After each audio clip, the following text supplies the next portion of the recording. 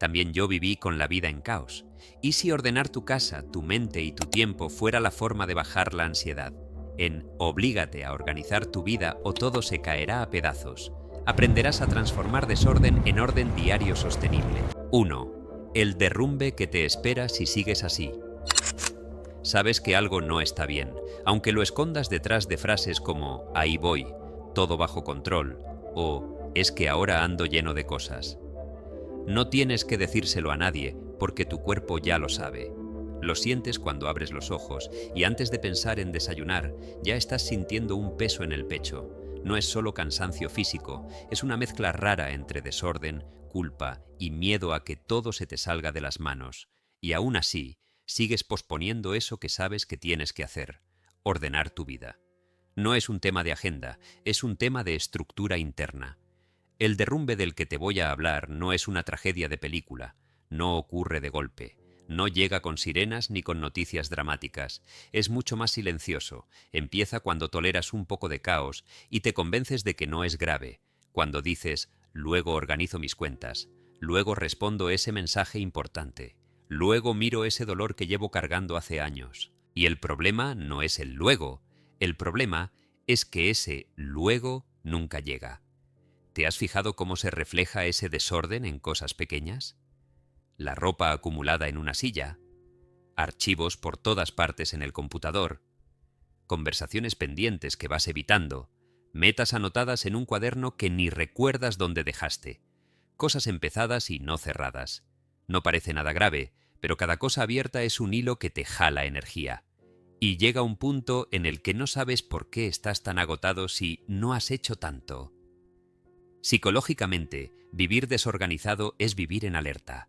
Tu mente está intentando sostener 1000 cosas al mismo tiempo: lo que debes, lo que temes, lo que evitaste, lo que pospusiste, lo que nunca terminaste. No descansas de verdad porque, aunque te sientes en el sofá o te distraigas con el celular, por dentro sigues trabajando en todo lo que no estás enfrentando, y eso, tarde o temprano, se rompe.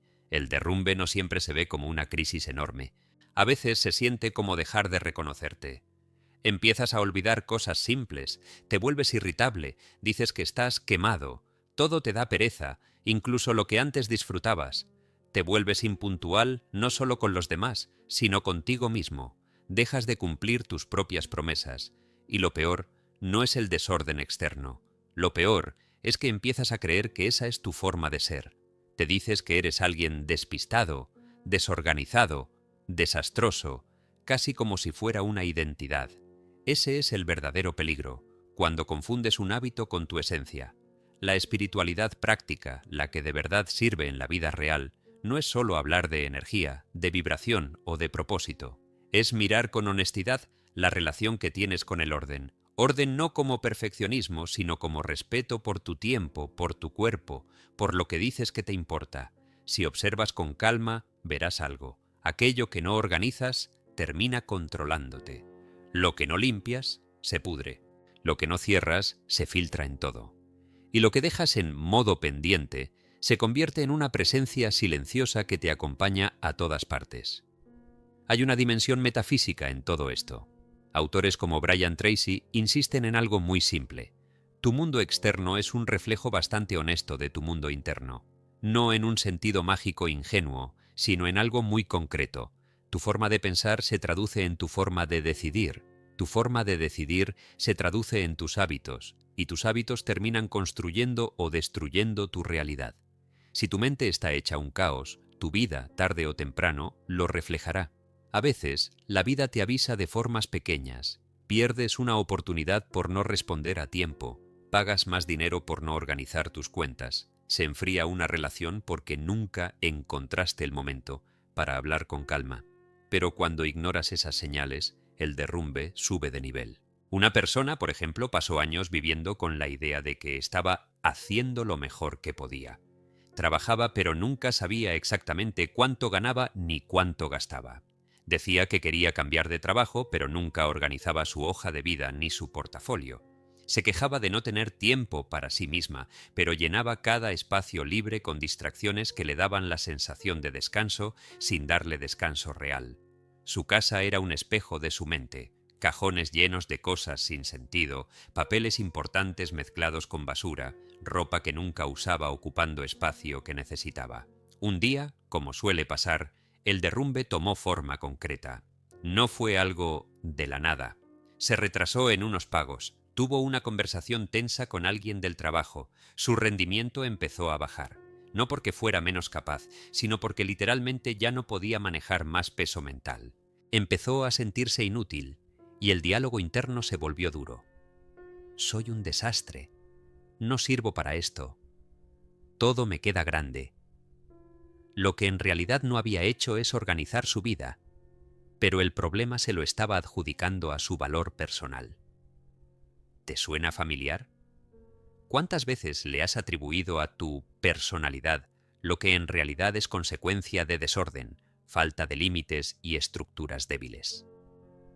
Esa persona tocó una especie de fondo extraño. No fue una tragedia, nadie murió, no perdió todo, pero sí perdió algo muy delicado: la confianza en sí misma.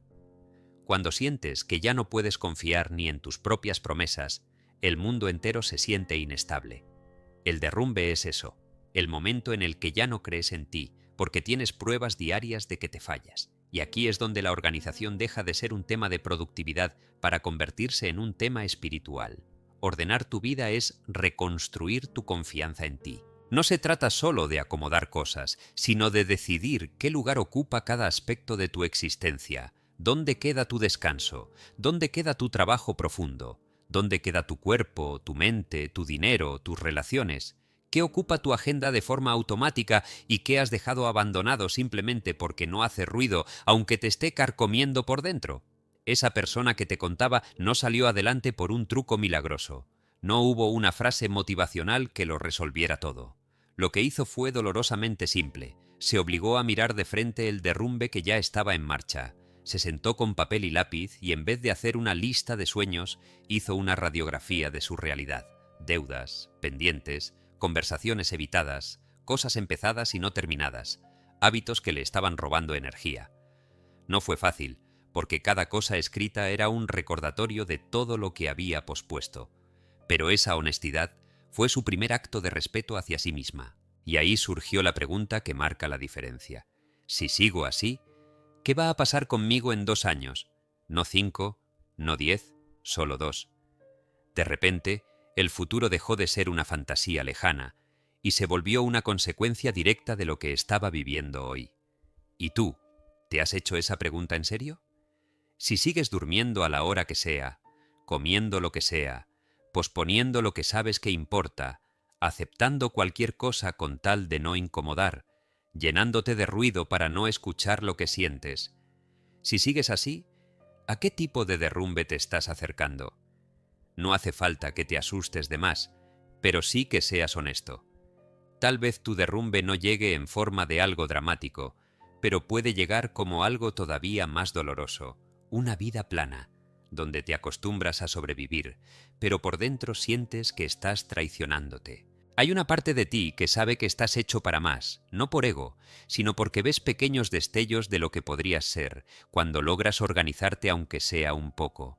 Esos días en los que planificas mejor, en los que te acuestas a una hora decente, en los que limpias tu espacio y sientes que respiras distinto, ¿no te das cuenta de que no es casualidad? Ahí ves quién podrías ser si el orden fuera la regla y no la excepción. El derrumbe no es un castigo del universo, es una consecuencia que se va cocinando lentamente con cada elección que haces desde la inercia. Cuando el desorden manda, tu energía se dispersa, tu mente se satura, tus emociones se vuelven confusas. Empiezas a reaccionar más que a decidir.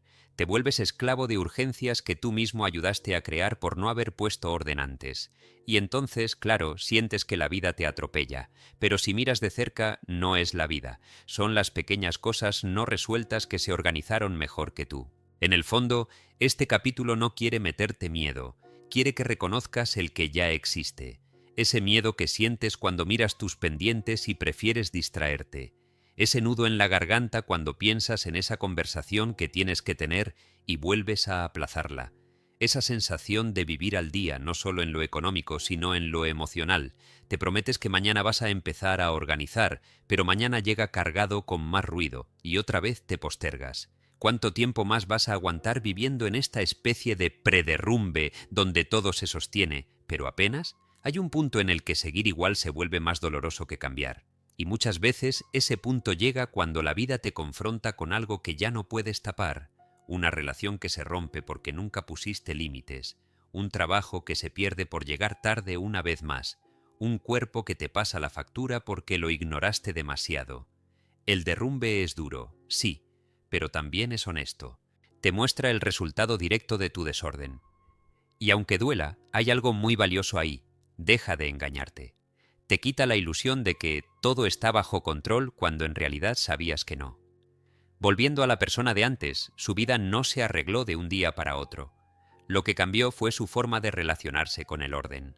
Empezó por algo aparentemente insignificante: fijar una hora para irse a dormir y respetarla. No era perfecto, no lo cumplía todos los días, pero se esforzaba por cumplirlo la mayoría. No se trataba solo de descansar más, sino de enviarle a su mente un mensaje diferente. Puedes confiar en mí, empiezo a cumplir lo que digo. Luego hizo lo mismo con su dinero. Anotó ingresos, gastos, deudas. Nada glamuroso, ningún método sofisticado, solo claridad. Esa claridad dolió, porque vio cifras que no quería ver, pero también le devolvió la sensación de que podía hacer algo, aunque fuera poco. La organización empezó siendo incómoda, casi como una dieta emocional. No era bonita, pero era necesaria. Con el tiempo se dio cuenta de algo poderoso. Cuando pones orden afuera, se ordena algo adentro. Al abrir un cajón y decidir qué se queda y qué se va, estás haciendo lo mismo con tus pensamientos, con tus historias, con tus excusas. No se trata de tener una vida perfecta y pulida para Instagram. Se trata de construir un entorno donde tu mente pueda descansar y enfocarse. 2. La mentira del no tengo tiempo. Hay una frase que se ha vuelto refugio, excusa y escudo al mismo tiempo. No tengo tiempo. La dices casi sin pensarlo, como si fuera una verdad evidente. No tengo tiempo para hacer ejercicio, no tengo tiempo para organizar mis cuentas, no tengo tiempo para limpiar, no tengo tiempo para mi proyecto, no tengo tiempo para hablar conmigo mismo. La repites tanto que ya suena más a descripción de tu realidad que a una decisión que tú estás tomando todos los días. Pero si te detienes un momento, con calma, sin juzgarte, ¿estás seguro de que es verdad que no tienes tiempo o te estás protegiendo de algo usando el tiempo como pretexto? No te lo pregunto para acusarte, sino porque en algún punto de la vida todos nos escondemos detrás de esa frase. Es más fácil decir no me alcanza el tiempo que decir no sé priorizar, me da miedo empezar, me incomoda mirarme por dentro, o no quiero soltar ciertas distracciones que me calman a corto plazo. Es más fácil culpar al reloj que hacerte responsable de qué haces con lo que marca ese reloj. Si observas un día cualquiera de tu vida sin filtros, ¿qué verías? Te despiertas, muchas veces más cansado de lo que te gustaría admitir. Miras el celular, revisas mensajes, redes, noticias, algo que te distraiga del peso interno con el que ya arrancas. Tal vez te levantas corriendo porque sentiste que se te hizo tarde y empiezas el día reaccionando, no eligiendo. Vas al trabajo o te quedas en casa, pero la sensación es la misma. El día parece una sucesión de cosas que tienes que hacer, a las que te entregas sin cuestionar mucho. Y mientras todo eso ocurre, en el fondo, hay pequeñas voces que te recuerdan: debería organizar mis papeles, tengo pendiente esa conversación, hace semanas que quiero iniciar ese proyecto, hace meses que no me siento a pensar qué quiero realmente. Y ahí aparece la frase: no tengo tiempo, cuando se calmen las cosas, lo hago. ¿Cuánto tiempo llevas esperando que se calmen las cosas? Psicológicamente, el no tengo tiempo es una forma de evitar el conflicto interno. Cuando dices eso, te colocas en el lugar de alguien que es víctima de las circunstancias. El trabajo, la familia, el tráfico, las obligaciones. Suena legítimo, porque sí, hay responsabilidades reales, hay contextos difíciles, hay cargas pesadas. Pero dentro de todo eso, siempre hay pequeñas decisiones que te pertenecen a ti. La cuestión es incómoda. ¿Cuánto de tu falta de tiempo es real y cuánto es una desorganización silenciosa que se ha normalizado? Brian Tracy habla mucho de la idea de que lo urgente se come lo importante. La mayoría de personas vive apagando incendios, respondiendo a lo que suena más fuerte, a lo que presiona más, a lo que duele más en el momento. Pero lo que de verdad construye una vida distinta casi nunca grita, casi nunca exige, casi nunca amenaza. Ordenar tus cuentas, cuidar tu salud, planear tu futuro, sanar tus emociones, aclarar tus metas. Todo eso susurra, no grita. Y como no grita, lo dejas para después, hasta que ese después se convierte en nunca. ¿Te has preguntado cuántas cosas importantes de tu vida están siendo aplazadas por cosas urgentes que en el fondo ni siquiera te llenan? En el plano metafísico, el tiempo no es solo horas en un reloj, es atención. Lo que más atención se lleva, más crece en tu realidad. Hay personas que no tienen tiempo para leer 10 páginas de un libro que podría cambiarles la forma de pensar, pero sí lo tienen para revisar durante una hora publicaciones que olvidarán al minuto. No es que las redes o las series o los juegos estén mal en sí mismos.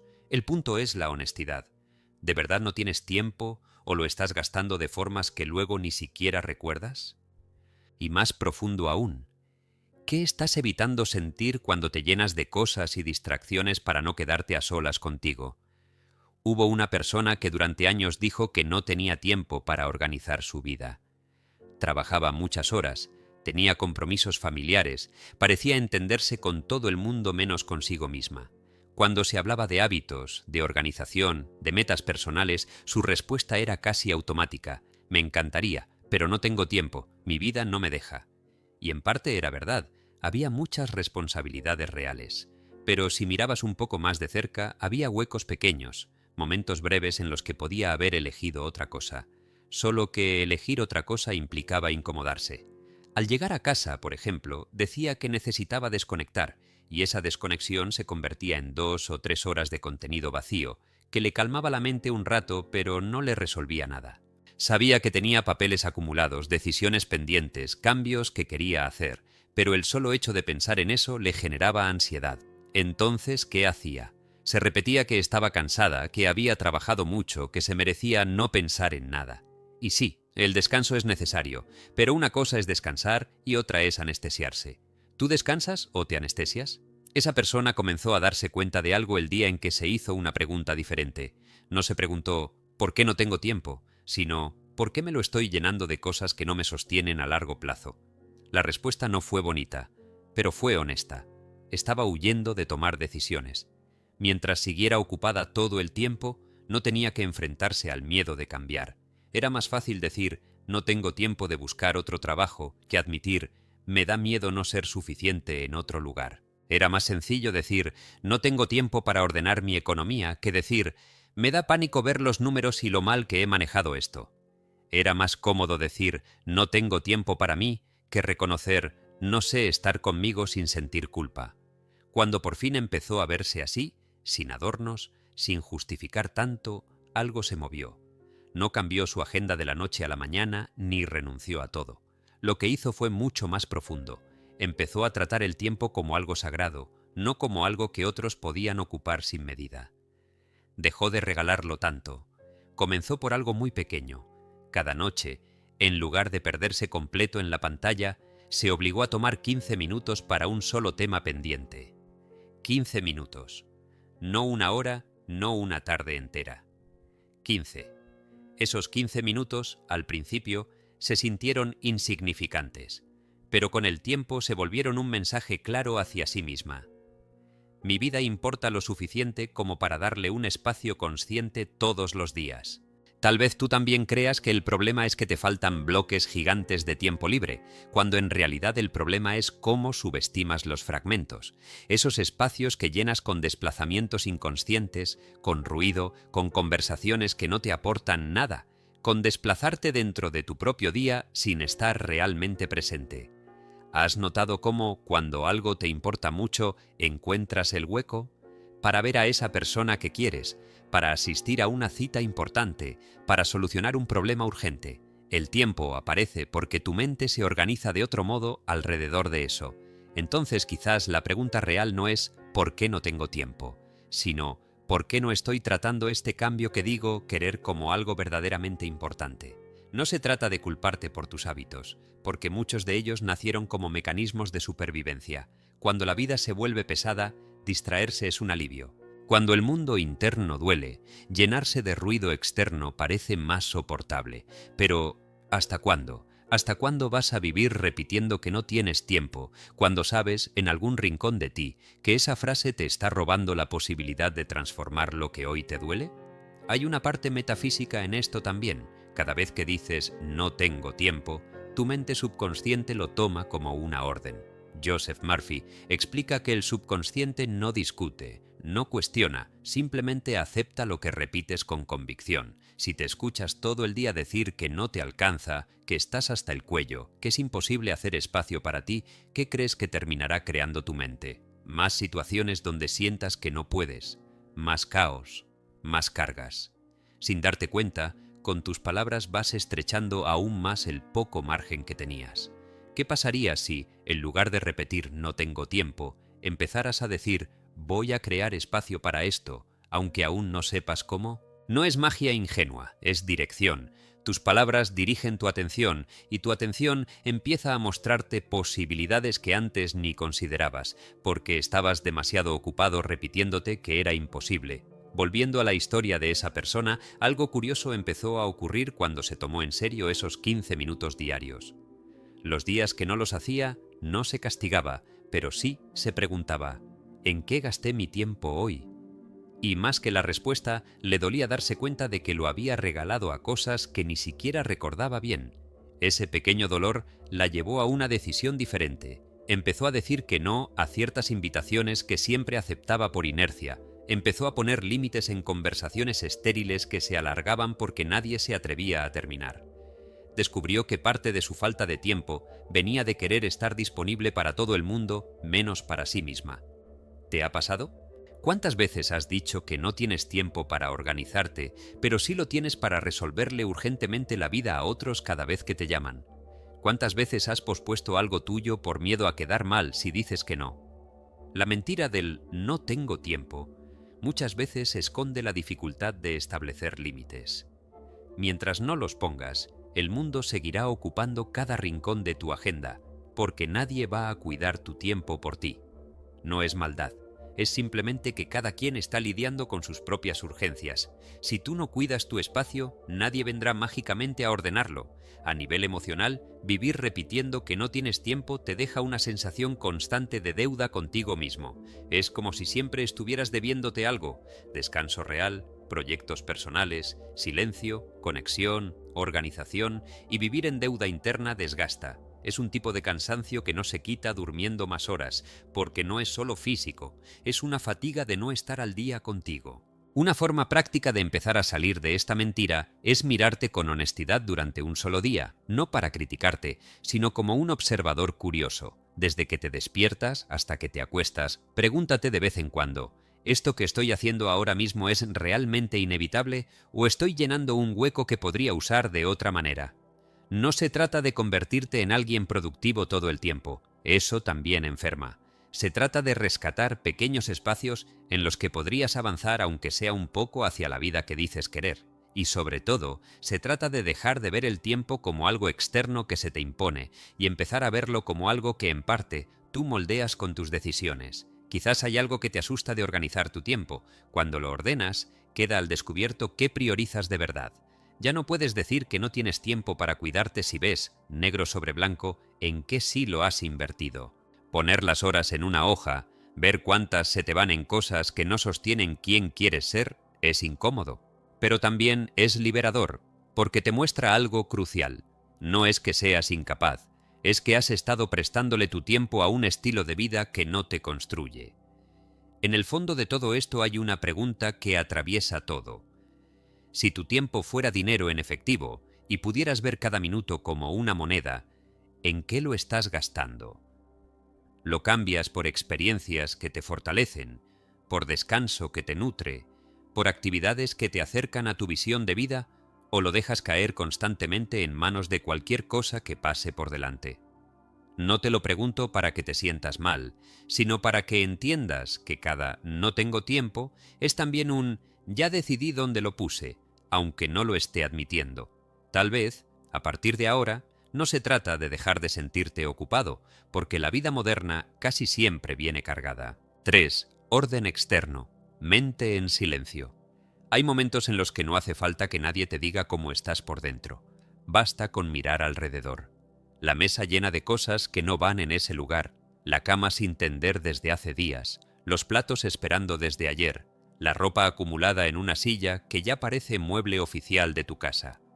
Cuando te detienes un segundo y miras en serio tu entorno, sin justificarte, sin hacer chistes para aligerarlo, algo se te aprieta por dentro.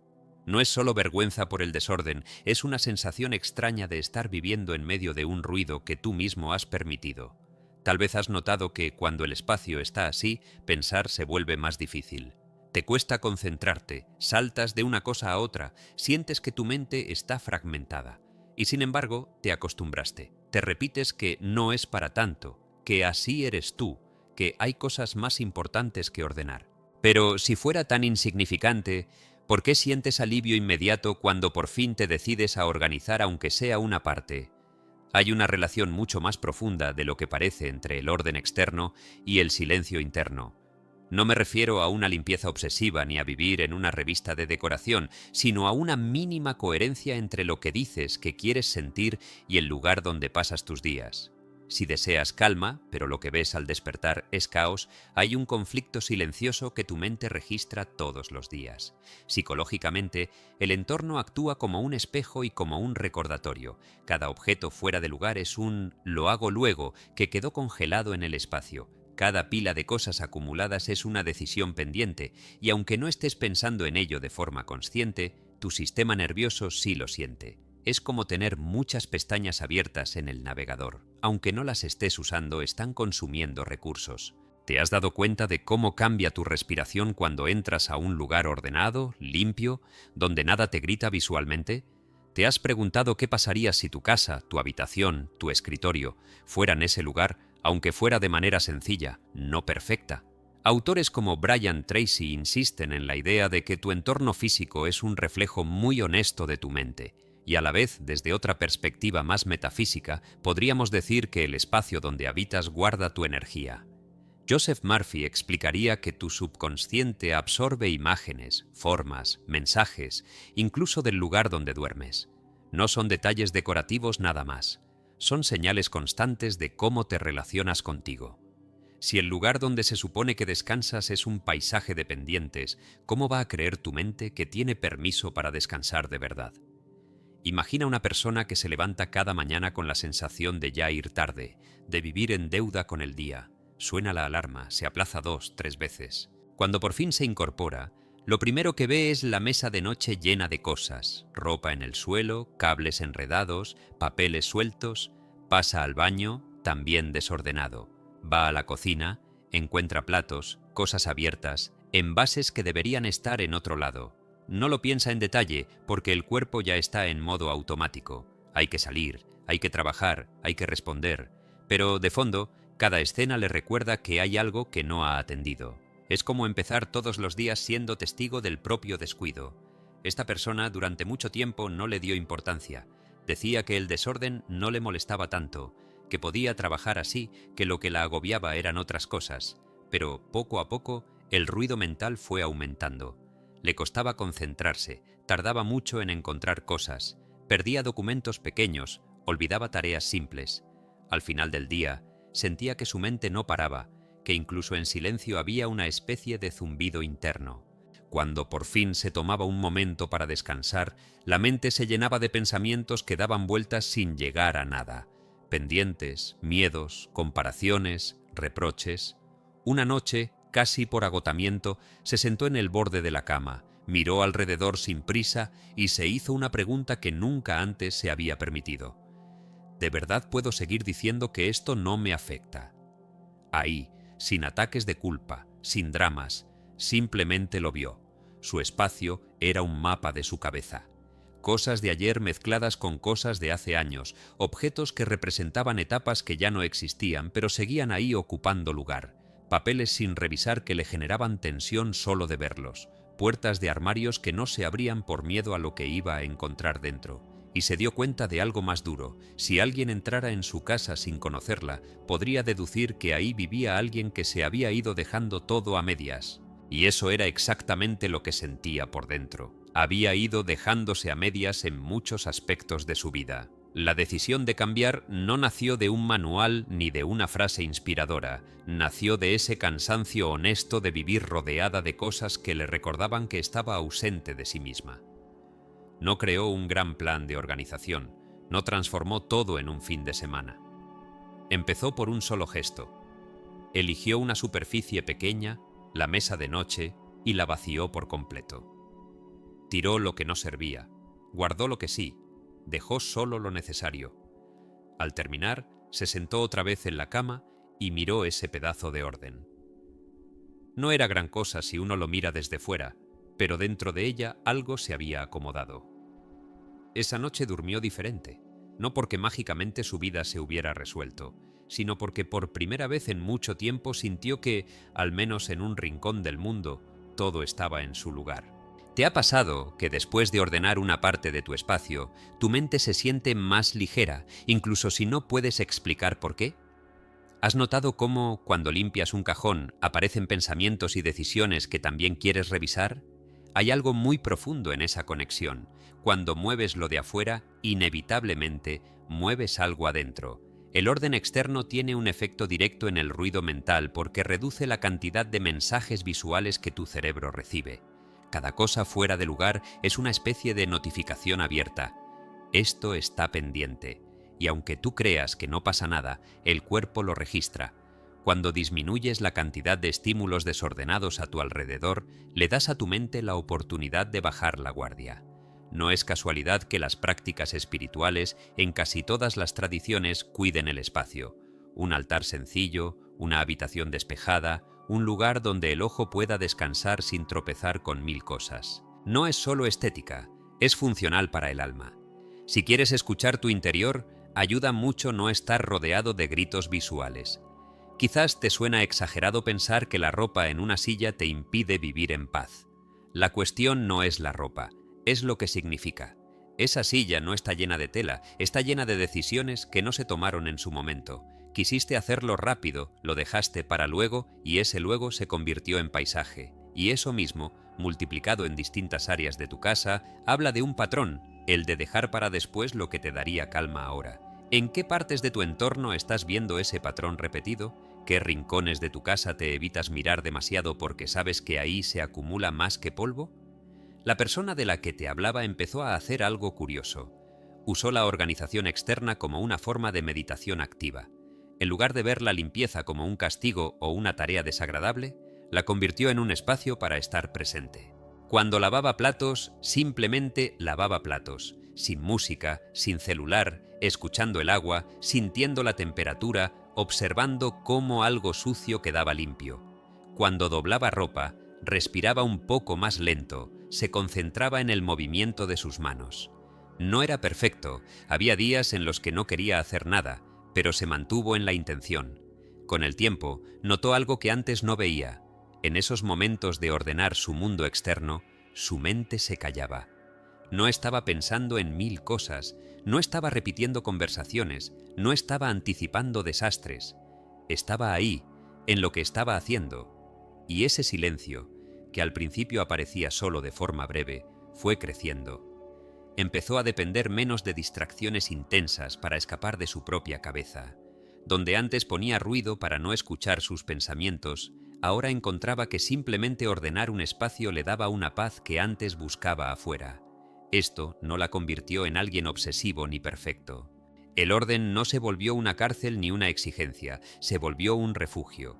Cuando tenía un día difícil, en lugar de tirarse en un sofá a desplazar la pantalla durante horas, hacía algo pequeño. Ordenar un cajón, limpiar una mesa, barrer un espacio reducido. Al terminar, la mente estaba un poco más clara, y desde esa claridad las decisiones se sentían menos pesadas. ¿Qué pasaría si empezaras a ver el orden externo como un regalo que te haces y no solo como una obligación? ¿Qué pasaría si, antes de buscar soluciones complicadas para tu ansiedad, probaras a crear un lugar, por pequeño que sea, donde tus ojos y tu mente puedan descansar juntos?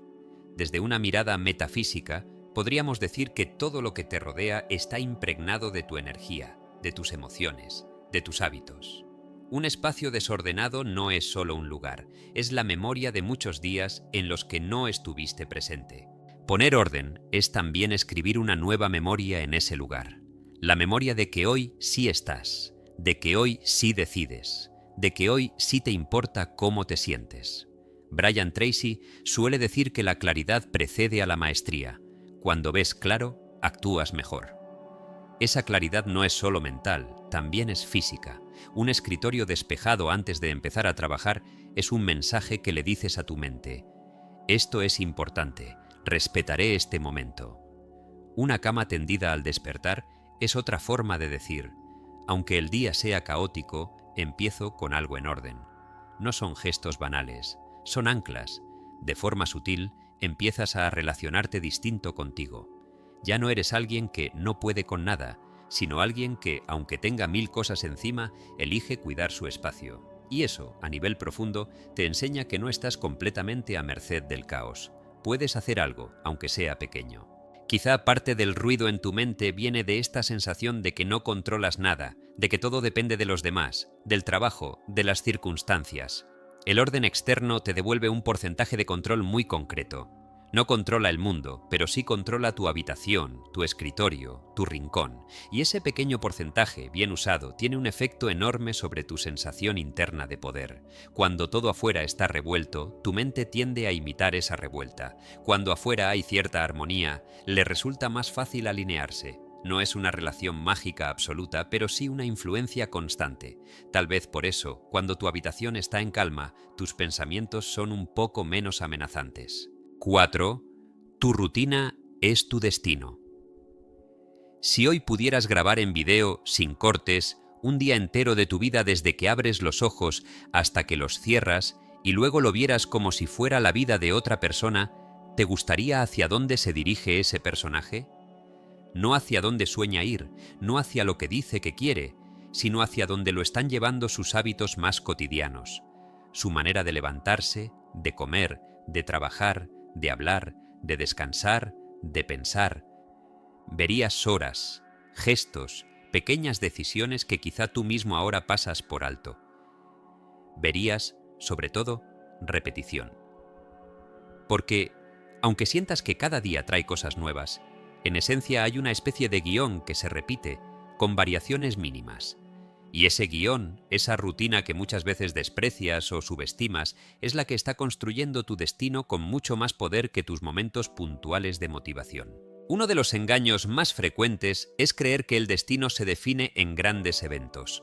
Un trabajo importante, una decisión amorosa, un viaje, un cambio radical. Es cierto que esas cosas influyen, pero en realidad son como puertas que solo se abren o se cierran según la persona que te has ido convirtiendo día tras día. Brian Tracy insiste en algo incómodo pero brutalmente honesto.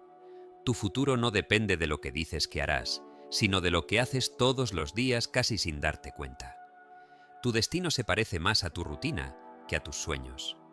Y duele reconocerlo, porque si miras con sinceridad tu rutina actual, posiblemente no encaja del todo con la vida que dices que quieres. No necesitas que nadie te lo diga, lo sabes cuando te observas con calma. Piensa en cómo empieza tu día. ¿Te levantas con tiempo, dándote al menos unos minutos para estar contigo, o sales corriendo porque otra vez se te fue la mano con la alarma? Lo que parece un detalle define ya un tono interno. Hay días que empiezan con elección y otros que empiezan con culpa. Esas primeras decisiones afectan tu estado mental más de lo que crees. Si empiezas cada mañana con la sensación de ir tarde, ¿cómo no vas a sentir que vas tarde también en tu vida? Fíjate en cómo te alimentas. No desde la perfección, sino desde la intención. Comes cualquier cosa porque no te da el día para cuidarte. O haces al menos un gesto pequeño que le diga a tu cuerpo: no te estoy usando solamente para aguantar, ¿también te estoy cuidando? La manera en que te relacionas con la comida, el descanso y el movimiento habla de qué lugar ocupa tu bienestar dentro de la película de tu vida. Y, al final, tu cuerpo será el escenario donde se proyecte el resultado de años de esa rutina. Mira tu jornada de trabajo o de estudio, no si trabajas mucho o poco, sino cómo trabajas. Vas saltando de una cosa a otra, interrumpiéndote a cada rato, revisando el celular sin necesidad, dejando a medias lo que empiezas, o te permites, aunque sea tramos de verdadera concentración, donde honras lo que estás haciendo.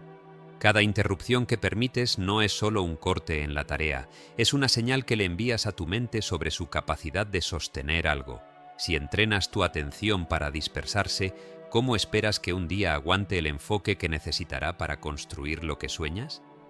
Y al llegar la noche, ¿qué haces con tus últimas energías? ¿Te desplomas en una pantalla hasta quedarte casi dormido de cansancio?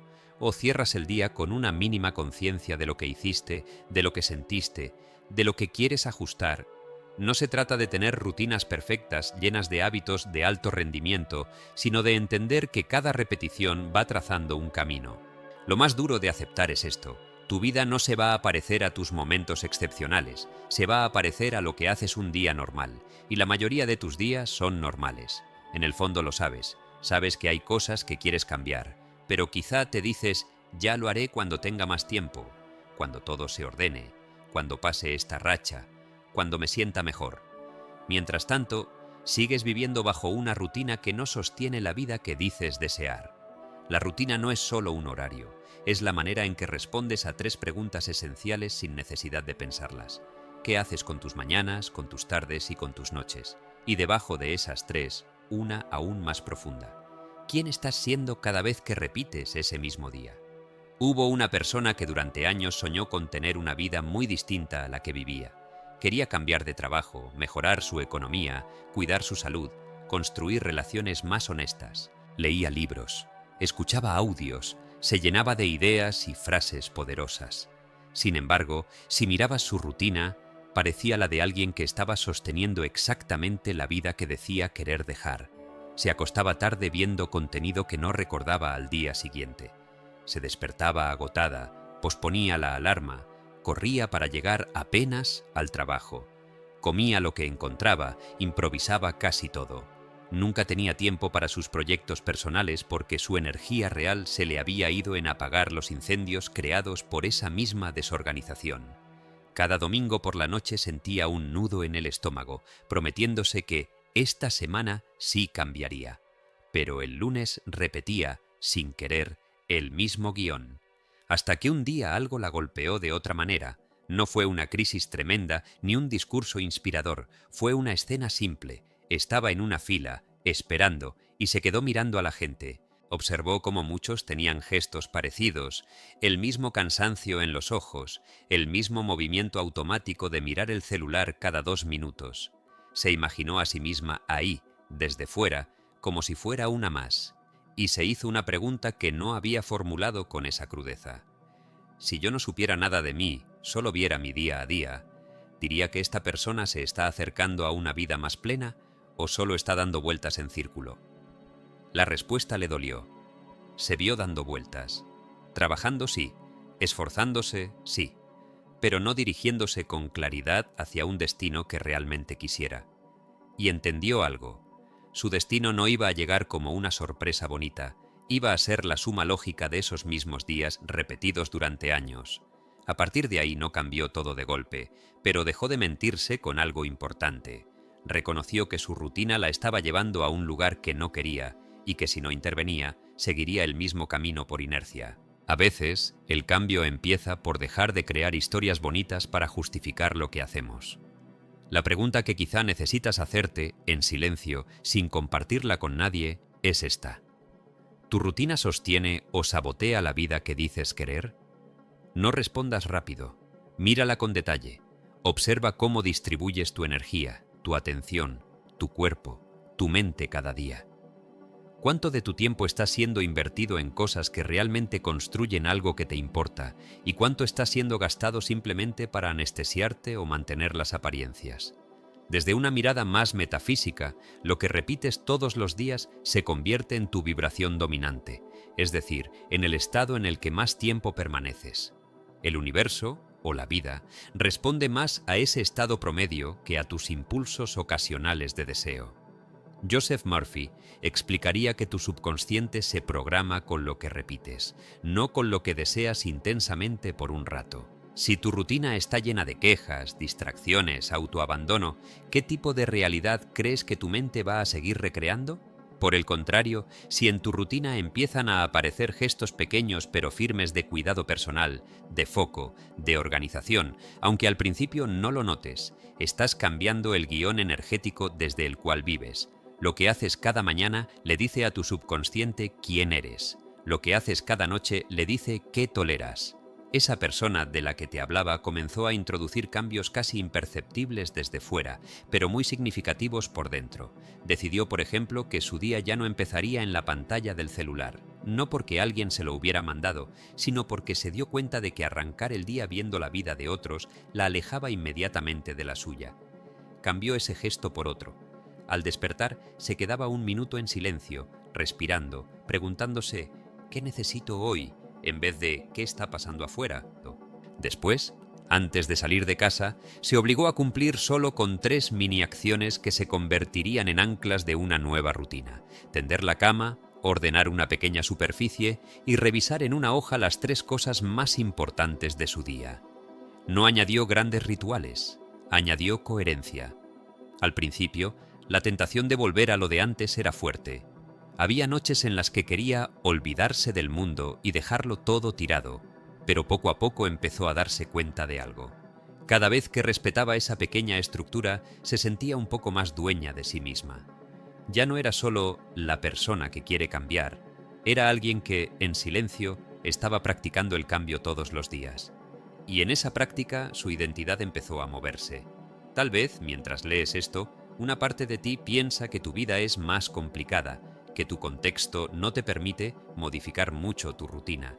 Y es verdad que hay situaciones muy rígidas, horarios exigentes, responsabilidades ineludibles. No se trata de negar esas realidades, pero incluso dentro de los contextos más apretados hay márgenes. Puede que no puedas cambiar cuántas horas debes trabajar, pero sí puedes cambiar cómo te preparas para esas horas y qué haces con los pequeños espacios alrededor. Puede que no puedas, de momento, modificar toda tu jornada, pero sí puedes revisar tus primeros 30 minutos del día y tus últimos 30. La pregunta no es si tu vida es perfecta para tener una rutina ideal. La pregunta es si estás dispuesto a reclamar los pedazos de tu día donde aún tienes poder de decisión. ¿Qué pasaría si empezaras a tratar esos bloques pequeños como sagrados, como los cimientos de tu destino? La rutina tiene mala fama porque la asociamos con monotonía, con aburrimiento, con falta de libertad. Sin embargo, la verdad es casi lo opuesto. Sin una rutina mínima que sostenga tu energía, la vida se vuelve un eterno improvisar, y esa improvisación constante agota. La disciplina bien entendida no es una cárcel, es una forma de darte estructura para no tener que decidirlo todo desde cero cada día. Cuando ciertas cosas ya están establecidas, tu mente queda libre para crear, sentir, pensar mejor. Brian Tracy habla de la importancia de construir hábitos que funcionen como piloto automático a tu favor. Imagínate lo que significaría para ti que, sin pensarlo tanto, te saliera natural cuidar tu entorno, respetar tus horas de sueño, dedicar un momento diario a tu proyecto personal, revisar tu economía una vez por semana. Eso, repetido, se convierte en destino. No porque un día te despiertes y todo cambió, sino porque, cuando mires hacia atrás después de un tiempo, verás que ya no estás en el mismo lugar. El problema es que solemos subestimar el poder de una rutina nueva que todavía no nos siente cómoda. Queremos sentirnos motivados para mantenerla, y cuando esa motivación baja, volvemos a lo conocido. Pero quizá la clave está en invertir el orden, no esperar a sentir para actuar, sino actuar de una forma más alineada, hasta que tu identidad se acostumbre. Ahí, la rutina deja de ser esfuerzo y se vuelve parte de quién eres. La persona de la historia se dio cuenta de esto cuando, después de unos meses, en un día especialmente difícil, en lugar de abandonarlo todo, sintió que su cuerpo pedía seguir con ciertas cosas. No porque alguien la vigilara, sino porque su sistema ya había aprendido que esa forma de vivir le daba más calma que la anterior. Su destino no estaba escrito en una frase profunda pegada en la pared, estaba en cómo se levantaba y se acostaba cada día. Santinko. Decir no. Para que tu vida no se rompa. Hay un momento del día que casi nadie ve, pero que define muchísimo de cómo terminas sintiéndote contigo mismo. Ese segundo justo antes de responder sí a algo que por dentro sabes que quisieras decir no. Es un instante breve, Se siente como un nudo en el estómago, un microsilencio en el pecho. Tu cuerpo lo nota, tu intuición también. Pero la respuesta sale más rápido que tu honestidad. Claro, no te preocupes. Sí, yo me encargo. Sí, puedo. Sí, está bien. Y otra vez, te pones a ti mismo de último. Decir no no es difícil por falta de vocabulario. Es difícil porque se siente que al negarle algo a otro, estás arriesgándote a perder su cariño, su aprobación, su reconocimiento, su buena imagen de ti.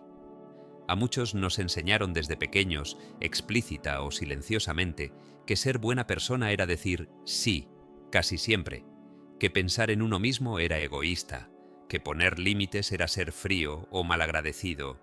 Creciste absorbiendo la idea de que tu valor estaba ligado a lo útil que fueras para los demás, y así la palabra no, que es tan corta, terminó cargándose de miedo. La pregunta es, ¿cuántas veces te has roto un poco por dentro por no querer romperle el plan a alguien más? Cuando no sabes decir no, tu vida se va llenando de compromisos que no elegiste conscientemente. Tu agenda se llena de cosas que no te construyen, tu cuerpo acumula cansancio que no se resuelve durmiendo, tu mente se llena de ruido que no te pertenece. Y lo más grave, empiezas a sentirte ausente en tu propia vida, como si estuvieras viviendo según los guiones de los demás. Psicológicamente, cada vez que dices sí, queriendo decir no, estás mandando un mensaje muy concreto a tu mente subconsciente. Lo que yo siento importa menos que lo que el otro espera de mí. Repetido suficientes veces, este mensaje se convierte en identidad. Empiezas a creerte alguien que está ahí para sostener, acompañar, ayudar, pero pocas veces para habitarse a sí mismo. Y eso deja una huella. Joseph Murphy diría que lo que más repites en tu interior acaba convirtiéndose en ley para tu subconsciente. Si repites actos de autoabandono, no solo cuando te hablas, sino cuando te traicionas en tus decisiones, tu mente profunda acaba creyendo que tú no eres una prioridad. Luego, cuando quieres organizar tu vida, enfocarte, cuidarte, te encuentras con una resistencia extraña. Es como si no te creyeras que tienes derecho a reservar tiempo, espacio y energía para ti. Como si cada intento de cuidarte fuera nada importante al lado de las necesidades de los demás. ¿Te has pillado pensando que tus cosas pueden esperar, pero las de los otros no? ¿Te has oído decir, no es tan grave, yo me adapto, mientras por dentro te sientes cada vez más pequeño? Hay una persona que durante años fue la que siempre estaba ahí. Si alguien necesitaba un favor, un traslado, una llamada, un préstamo de tiempo o de atención, contaban con ella. Sabía escuchar, sabía resolver, sabía ajustarse a las agendas ajenas. Casi nunca decía que no. Incluso cuando estaba agotada, sacaba fuerzas de algún lado para ayudar. De puertas para afuera era admirable. De puertas para adentro se sentía cada vez más invisible. Hubo una época en la que se levantaba ya cansada. No era solo por dormir poco, era un cansancio de fondo, una fatiga emocional de estar siempre disponible. Tenía proyectos personales que postergaba una y otra vez, un curso que quería terminar, un cambio de trabajo que quería explorar, una revisión de sus finanzas. Siempre había algo más urgente de alguien más. Cuando por fin tenía un espacio libre, lo único que quería era no pensar en nada. Entonces se anestesiaba con series, redes, conversaciones que no la tocaban de verdad, y así pasaban las semanas. En algún punto empezó a resentir, en silencio, el hecho de que siempre la buscaban cuando necesitaban algo. Pero al mismo tiempo, había una parte de ella que se sentía valiosa precisamente por eso. Ese es el conflicto profundo. A veces tu necesidad de sentirte importante se alimenta de estar disponible para todo el mundo, aunque esa misma dinámica te esté rompiendo. Un día, casi sin planearlo, durante una conversación trivial, alguien le pidió un favorcito más. No era grave, no era terrible, pero implicaba sacrificar otra vez el único rato que tenía para ella esa semana. Sintió el nudo en el estómago de siempre. Sintió las ganas automáticas de decir que sí. Sintió el miedo a que la vieran como egoísta si decía que no, pero por primera vez no respondió de inmediato. Hubo un silencio, y en ese silencio se dio cuenta de que estaba agotada. No solo cansada, agotada de sí misma, de esa versión suya que siempre estaba dispuesta a romperse un poco para no incomodar a nadie. Entonces, suavemente dijo, «Esta vez no puedo». No dio demasiadas explicaciones, no se justificó mucho y sintió terror. Por dentro parecía algo pequeño, por dentro fue un terremoto. Colgó el teléfono y el corazón le latía rápido. Le vinieron pensamientos automáticos. Van a pensar que cambié, van a creer que ya no me importa, quizás no me llamen la próxima vez. Y en medio de todo eso, también llegó otra sensación nueva, un poquito de respeto hacia sí misma. ¿Te ha pasado alguna vez que has dicho no y después del miedo inicial sientes una especie de alivio profundo?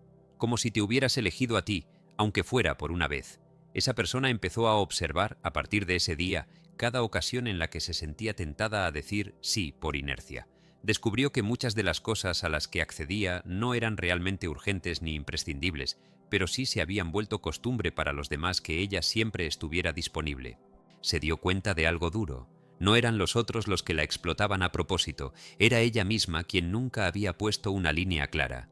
Y cuando no hay líneas claras, la vida se desborda.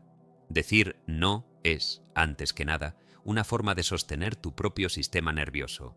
Cuando aceptas más de lo que puedes manejar, no solo se te llena la agenda, se te llena la cabeza. Vives con sensación constante de deuda, de ir llegando tarde a todo. No solo quedas mal con otros, quedas mal contigo, y ese acumulado de pequeñas traiciones a tu propio bienestar termina rompiéndote por dentro, a veces en forma de ansiedad, a veces en forma de irritabilidad permanente, a veces en forma de tristeza que no sabes explicar. Decir no es proteger las pocas cosas que de verdad sostienen tu vida, tu salud, tu descanso, tus proyectos, tus relaciones esenciales, tu paz. Si nunca dices que no, terminas diciendo sí a cosas que, en el fondo, te alejan de lo que dices que quieres. Piensa un momento en cuántas veces has aceptado planes cuando estabas exhausto, trabajos extra cuando ya estabas saturado, conversaciones largas cuando no tenías espacio emocional, favores que implicaban cambiar por completo tu día. ¿Qué parte de ti estás sacrificando cada vez que haces eso? ¿Tu cuerpo? ¿Tu tiempo? ¿Tu silencio? ¿Tu proceso interno? Y sobre todo, ¿desde hace cuánto te vienes prometiendo que algún día vas a poner límites más claros? En el plano metafísico, el no también es una declaración muy potente hacia la vida.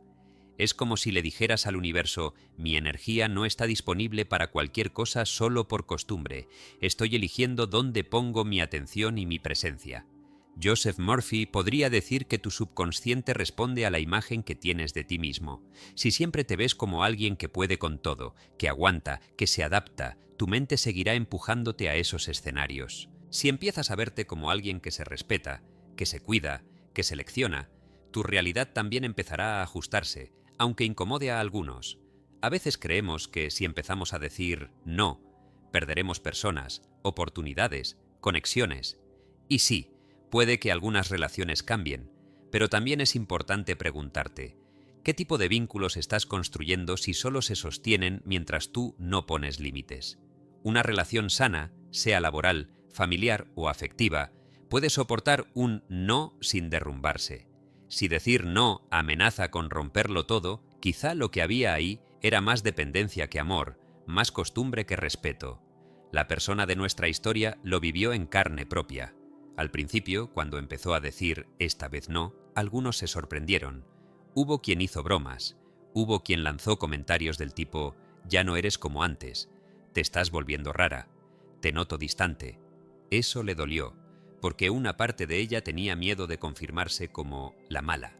Pero también se dio cuenta de algo revelador. Quienes de verdad la querían, quienes la veían como persona y no solo como recurso, se adaptaron. Le dijeron: claro, no te preocupes, buscaron otras opciones, respetaron su decisión, y con el tiempo, su círculo se afinó. Menos cantidad, más calidad. Decir no no solo protege tu vida, también filtra con quienes la compartes. Curiosamente, al ir poniendo límites, empezó a aparecer algo que antes casi no sentía: más espacio interno. Días en los que no estaba llenando huecos por compromiso, sino por elección consciente. En esos espacios, que antes se ocupaban con favores o es que me necesitan, comenzó a organizar aspectos de su vida que llevaba años postergando. Revisó sus finanzas, ordenó su casa, retomó un proyecto que había enterrado bajo la etiqueta de algún día. Y en ese proceso empezó a notar una verdad dura: durante mucho tiempo fue más fácil decir sí a los demás que decir sí a su propio crecimiento. Porque decir sí a los demás le daba una gratificación inmediata, reconocimiento, afecto, la sensación de ser importante. Decirse sí a sí misma implicaba trabajo, silencio, responsabilidad. ¿Te resuena? ¿Cuántas veces dices que no tienes tiempo para ti? Pero si miras bien, gran parte de ese tiempo lo has entregado para sostener expectativas ajenas por miedo a que te dejen de querer. Decir no para que tu vida no se rompa no es volverte un muro frío que rechaza todo. Es aprender a distinguir, a discernir qué cosas realmente están alineadas con lo que quieres construir y cuáles solo ocupan lugar. Es preguntarte antes de responder, si digo que sí a esto, ¿a qué le estoy diciendo no sin darme cuenta? Porque cada sí lleva un no escondido detrás. Si dices que sí a trabajar una vez más fuera de horario, quizá le estés diciendo no a tu descanso. Si dices que sí a una conversación interminable que te drena, probablemente le estás diciendo no al rato que tenías para leer, para meditar, para estar contigo. Si dices que sí a sostener una relación que ya no te hace bien solo por miedo a la soledad, le estás diciendo no a la posibilidad, aunque remota y desconocida, de algo más sano. Brian Tracy habla mucho de la importancia de enfocarte en lo esencial y aprender a decir no a las cosas que te alejan de tus metas. Pero más allá de la productividad, aquí se trata de algo existencial. Si no aprendes a decir no, tu vida se va rompiendo por pequeñas fisuras, casi invisibles, hasta que un día te das cuenta de que no sabes dónde quedaste tú. Tal vez haga falta que te preguntes, con esa honestidad que a veces reservamos para las madrugadas, ¿en qué áreas de tu vida se nota que has dicho demasiado sí cuando en realidad querías descansar, parar, cambiar de dirección? ¿Dónde estás pagando hoy el precio de no haber puesto un límite claro a tiempo? Puede que una parte de ti tenga miedo de empezar a decir no porque asocia esa palabra con culpa. Pero la culpabilidad muchas veces viene de un viejo guión interno que te exige ser perfecto, servicial, disponible, bueno en términos que nunca definiste tú. 6. Mata la procrastinación antes de que te mate a ti. Hay algo que conoces demasiado bien, ese momento en el que sabes exactamente lo que tienes que hacer. Incluso sabes por dónde empezar, pero no empiezas. Miras el reloj, sientes esa presión silenciosa en el pecho, revisas mentalmente la tarea, te dices, ya voy, y en vez de dar el primer paso, abres otra pestaña, miras el celular, te pones a ordenar algo irrelevante, comes algo rapidito, revisas mensajes que no importan tanto. Y mientras haces todo eso, una parte de ti te observa desde atrás y susurra, otra vez. Procrastinar no es pereza en bruto, por eso duele tanto. Es estar consciente, es saber, es ver con claridad lo que es importante, y aún así dejarlo para después. Es como si hubiera dos versiones de ti viviendo en el mismo cuerpo. Una que ve quién podrías ser si te pusieras en marcha, y otra que te frena con un más tarde que se repite hasta que llega la noche, y luego el mes, y luego los años. La mayoría de las veces no pospones porque seas flojo, sino porque tienes miedo. Miedo a fallar, miedo a hacerlo mal, miedo a comprobar que no eres tan bueno como imaginas, miedo a darte cuenta de que, aunque te esfuerces, el resultado no será perfecto. Entonces, sin decirlo en voz alta, haces un trato contigo mismo. Si no empiezo, tampoco fracasaré. Es una protección extraña. Te cuida del posible dolor de equivocarte, pero te expone a un dolor mucho peor y más silencioso, el de no avanzar. Brian Tracy suele decir que lo más importante que tienes que hacer es exactamente aquello que más tiendes a posponer. Lo sabes. Sientes que hay tareas que pesan distinto.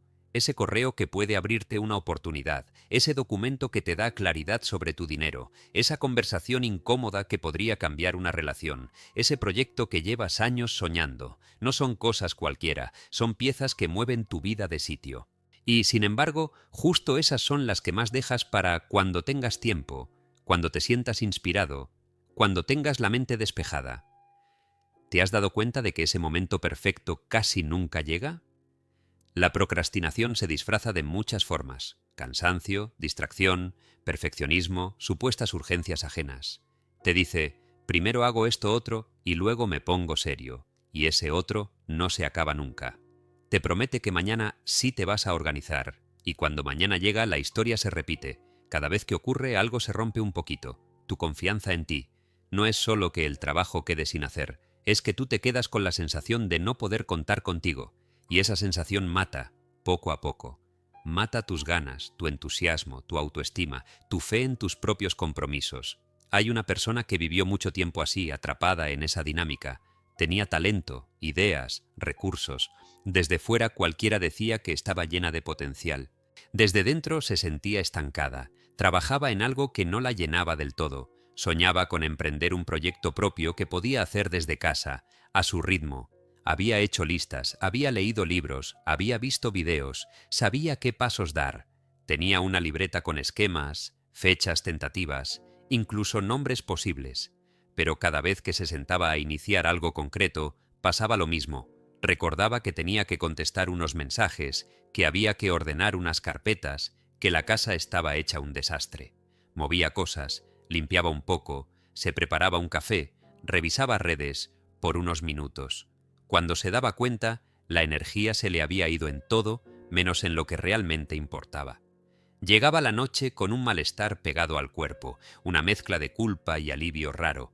Culpa por no haber avanzado, alivio porque aún no tenía que enfrentar la posibilidad de que su proyecto no saliera bien. Se decía cosas como: es que hoy no fue el día, mañana sí, necesito estar mentalmente mejor, cuando tenga más tiempo lo haré bien. Y mientras tanto el calendario seguía avanzando. El problema es que la mente no se olvida. Cada cosa que pospones no desaparece, se queda en una especie de almacén interno al que tu cuerpo entra cada vez que intentas descansar.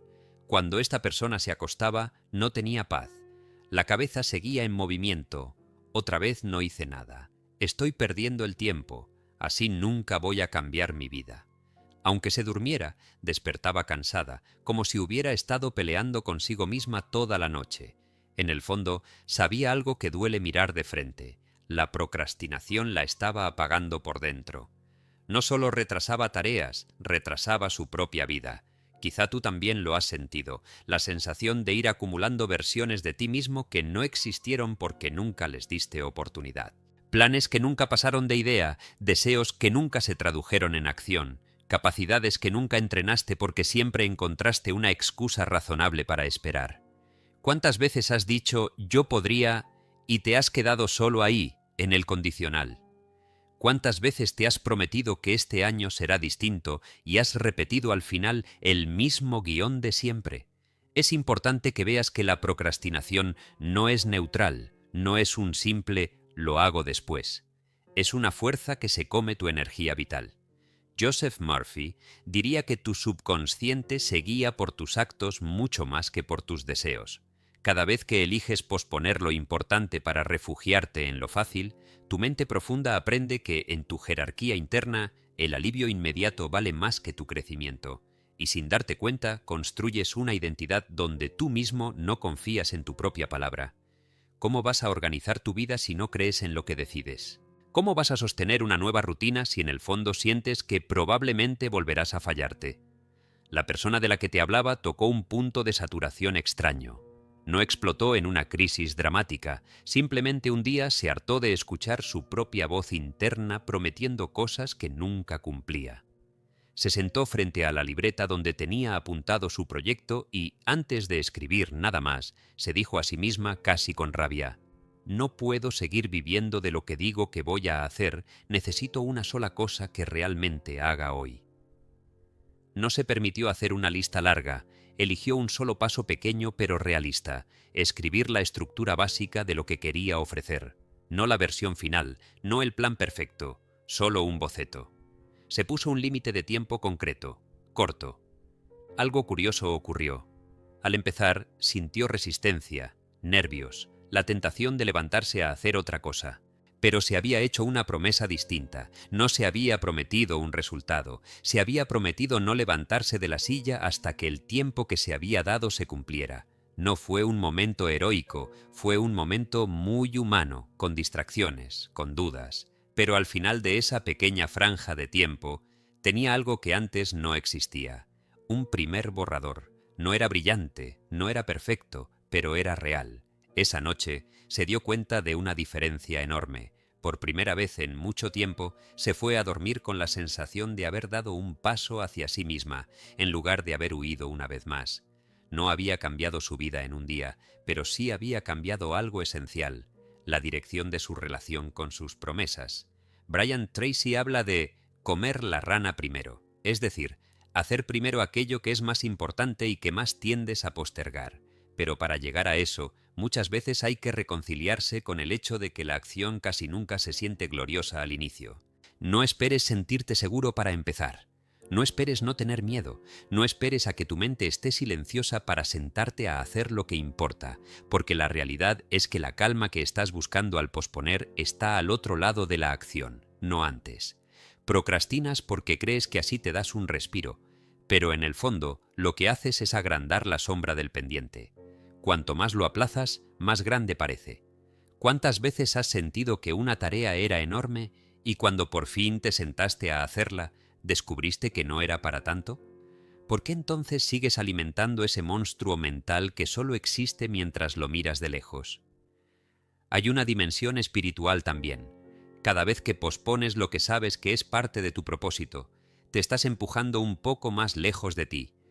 No se trata de productividad vacía, de hacer por hacer, sino de esa acción alineada que sabes que te acerca a una versión más honesta de quién eres. Cuando postergas lo que sabes que te hace bien o te construye, hay una especie de autoabandono. Es como decirle a tu alma: sé que necesitas esto, pero ahora mismo me importa más distraerte. Pregúntate con calma: ¿qué cosas sabes que te harían bien si las sostuvieras en el tiempo y, aún así, has ido postergando una y otra vez? ¿Qué proyecto, hábito o decisión aparece y desaparece en tu mente desde hace años, como una especie de fantasma al que nunca invitas a volverse real? No hace falta que respondas en voz alta, basta con que no huyas de esa imagen. A partir de ahí, matar la procrastinación no va de convertirte en un robot eficiente, sino de dejar de alimentar el ciclo que ya conoces. Pensarlo mucho, hacerlo poco, culparte, prometerte que la próxima, repetir. Tal vez el primer paso no sea hacer más, sino prometerte menos y cumplirte más. En lugar de planear 10 cosas que vas a cambiar mañana, elegir una sola que vas a hacer hoy. No se trata de bajar tus estándares de vida, sino de ajustar tus expectativas diarias para que encajen con la realidad de tu energía. La persona de la historia empezó a vivir así. En lugar de llenar la mente de propósitos, empezó a llenar el día de acciones pequeñas y consistentes. Se dio un tiempo fijo cada jornada para acercarse a su proyecto, aunque fuera solo media hora. El resto del día seguía siendo el mismo: trabajo, responsabilidades, imprevistos. Pero esa media hora era sagrada. Los días que cumplía sentía una especie de respeto interior crecer. Los días que fallaba, en lugar de enterrarse en culpa, se preguntaba: ¿qué me pasó hoy que elegí postergar? ¿De qué estaba huyendo realmente? Y en esas preguntas descubrió algo importante. Muchas veces procrastinaba no porque la tarea fuera difícil, sino porque tocaba algo emocionalmente sensible. A veces, trabajar en su proyecto activaba el miedo a no ser suficiente. A veces, ordenar sus cuentas tocaba la vergüenza de cómo había manejado el dinero. A veces, escribir algo la exponía al temor de ser juzgada. Entender esto le cambió la perspectiva. Dejó de tratarse de vencer la pereza y empezó a tratarse de acompañarse en el miedo. La procrastinación, vista desde ahí, no es el enemigo, es la alarma. Te muestra dónde hay una herida que necesita ser mirada. Pero si solo te quedas en el síntoma, si solo te insultas por posponer, te pierdes la oportunidad de preguntarte: ¿qué emoción estoy intentando evitar cuando hago cualquier cosa menos lo importante? Quizás tú también tengas tareas que has ido empujando hacia adelante porque, en el fondo, te confrontan con una imagen de ti mismo que aún no sabes cómo manejar. Procrastinar te da la ilusión de que sigues teniendo la oportunidad intacta. Mientras no lo intentas, todo es posible, al menos en tu cabeza. Cuando actúas, los resultados son reales, medibles, concretos. Y eso da miedo. Pero, ¿no te da más miedo quedarte atrapado en potencial eterno y vida real mínima? Desde una mirada metafísica podríamos decir que la vida responde al movimiento. La energía estancada llama más estancamiento. La energía que se pone en marcha, aunque sea de forma torpe, atrae nuevas posibilidades. Cada minuto que inviertes en algo importante genera un tipo de señal que no ves, pero que se refleja en cómo te percibes, en cómo hablas, en qué decisiones empiezas a tomar. Joseph Murphy insistiría en que ello que imaginas debe ir acompañado de una acción coherente, porque es esa acción la que le muestra al subconsciente que vas en serio. No se trata de hacer grandes cosas, sino de hacer algo hoy. Si estás cansado de vivir peleando con tu propia postergación, quizás ha llegado el momento de cambiar la pregunta. 7. Disciplina simple. Lo poco hecho diario. Hay días en los que no pasa nada extraordinario, pero al final sientes una pequeña paz difícil de explicar. No ganaste más dinero, no resolviste todos tus problemas, no cambiaste de trabajo, no tuviste una conversación trascendental. Sin embargo, antes de dormir, hay una sensación distinta. Hiciste algo que te habías prometido. Fue pequeño, casi insignificante para el mundo, pero grande para ti. Y la voz interna que suele criticarlo todo, por esa noche se queda un poco más callada. La disciplina de la que quiero hablarte no es la de levantarse a las 5 de la mañana, correr maratones o tener una agenda perfecta. Esa versión suele cansar más que ayudar cuando estás en una etapa de tu vida en la que apenas estás tratando de sostenerte. La disciplina simple es otra cosa. Es lo poco hecho diario, ese gesto aparentemente pequeño que se repite tanto que termina cambiando silenciosamente tu vida. El problema es que estamos muy acostumbrados a enamorarnos de lo grande. Fantaseamos con transformaciones radicales. A partir de lunes todo será distinto. Este año sí voy a cambiar mi cuerpo. Desde hoy voy a leer 1 hora al día. Voy a meditar todas las mañanas. Y durante un par de días, a veces semanas, te fuerzas a cumplir esa versión extrema, hasta que el cansancio, la realidad y el peso de tus propias emociones te alcanzan. Entonces abandonas, no porque seas débil, sino porque intentaste construir una casa completa en un solo día sin tener cimientos. Brian Tracy insiste mucho en que el éxito, en cualquier área, es el resultado de pequeños hábitos que se repiten durante mucho tiempo, más que de esfuerzos heroicos esporádicos. Lo que ocurre es que tu mente, acostumbrada a lo inmediato, menosprecia lo pequeño. Te dice, ¿para qué leer 5 páginas si no es ni un capítulo? ¿Para qué caminar 20 minutos si no es un entrenamiento completo? ¿Para qué ahorrar esta cantidad si no va a resolver mi situación? Y así, despreciando lo que parece poco, sigues sin hacer nada. ¿Cuántas veces has subestimado algo que, si lo hubieras mantenido 1 año, te habría cambiado la vida? Piensa en tu día típico. No en el ideal, en el real. Seguramente hay huecos, momentos suspendidos, pequeños tiempos muertos que llenas con desplazarte por una pantalla, volver a revisar lo que ya revisaste, hacer algo que te anestesia pero no te nutre. ¿Qué pasaría si solo uno de esos huecos lo usaras cada día, siempre a la misma hora, para una sola cosa que sabes que te haría bien? La disciplina simple empieza ahí. No se trata de rehacer todo tu día, sino de hacer habitable al menos un pedazo. Hubo una persona que llegó a esta conclusión casi por agotamiento. Llevaba años intentando disciplinarse con planes muy ambiciosos, dietas estrictas, rutinas intensas, horarios rígidos. Al principio sentía euforia, se compraba cuadernos nuevos, aplicaciones de hábitos, hacía listas preciosas llenas de colores y flechas. Pero la vida tenía otros planes. Un turno extra en el trabajo, un familiar que se enfermaba, un día de tristeza profunda. Y todo ese sistema perfecto se venía abajo como una torre de naipes. Entonces llegaba el ciclo que conoces: culpa, autoinsultos, promesas de que la próxima sí. Cada intento fallido no solo la dejaba igual que antes, la dejaba peor, porque iba acumulando la sensación de no ser capaz. Un día, sencillamente se cansó de escuchar la palabra disciplina como si fuera un látigo. Se dio cuenta de que la había convertido en sinónimo de exigencia, de dureza extrema, de autoabandono disfrazado de productividad. Se preguntó como quien se habla a sí misma con cansancio honesto: ¿y si mi problema no es que me falte disciplina, sino que la he entendido mal? Dejó a un lado los grandes planes y se hizo una sola pregunta concreta: ¿qué cosa pequeña podría hacer todos los días, incluso en mis peores días, que si la sostengo 1 año ya no me dejaría en el mismo lugar? La respuesta no fue espectacular. No escogió leer un libro a la semana ni entrenar 2 horas. Eligió algo que casi le dio vergüenza admitir al principio: 10 minutos al día de una acción que la acercara a la vida que quería. Solo 10. A veces escribir un párrafo de un proyecto, a veces revisar sus gastos, a veces salir a caminar, a veces ordenar una parte de su espacio, pero siempre, cada día, 10 minutos intocables. El trato con ella misma fue muy claro. Si un día no puedo con todo, al menos voy a poder con 10 minutos. Y ahí empezó una transformación silenciosa. Al inicio, esos 10 minutos parecían poca cosa. A veces los hacía con resistencia, otras con prisa, otras con cierta pereza, pero se los cumplía. Hubo noches en las que estaba a punto de acostarse y recordaba que todavía no había hecho su poco diario. En lugar de decir «ya que», se levantaba y hacía algo sencillo. Escribir 3 líneas, revisar un pendiente, doblar algo de ropa. Técnicamente no cambiaba nada visible.